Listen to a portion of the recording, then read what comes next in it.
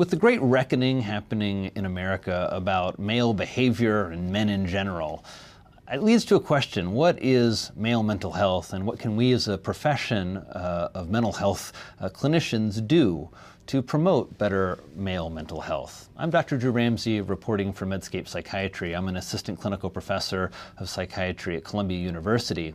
In my clinical practice, I see a lot of men, and I guess I found that somewhat surprising in early practice, as we often think about the therapeutic room as a place where we see more women. After all, the statistics tell us women get depressed twice as much as men. But maybe one of the reasons we're seeing such a disturbing accounting of male behavior is that we haven't focused on male mental health at all. After all, think about it. We have women's mental health centers at every major academic institution in America, but there's not a single male mental health center that I could find.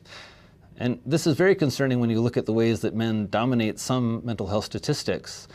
Like, of the 40,000 suicides in America, roughly 78% were white male.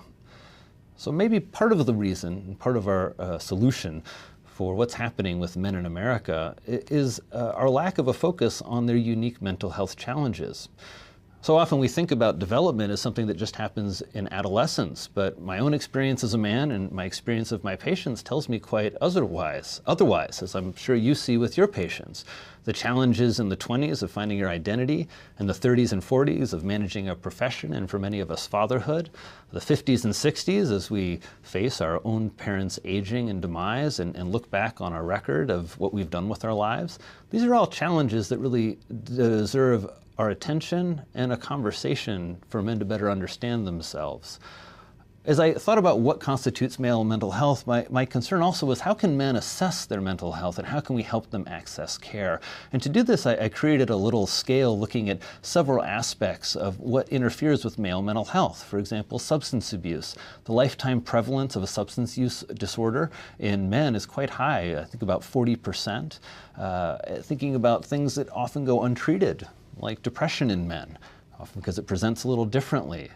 Men are oftentimes a little bit more irritable and kind of angrier, and have more insomnia, for example. And my concern is we have a notion that men don't really present to mental health clinicians, and men maybe don't have mental health problems. It discourages treatment, or it does the thing that we often do, is we don't encourage people to get treatment in a preventative way. It's one of the things about psychiatrists that's interesting, is so many of us have been in psychotherapy to understand ourselves, our emotional world, and our work. I think the more that we can sort of spread the news of what we have to offer, and the more that we can help men access treatment, my hope that psychiatrists in our profession can help with overall male behavior and how we relate to one another and to women.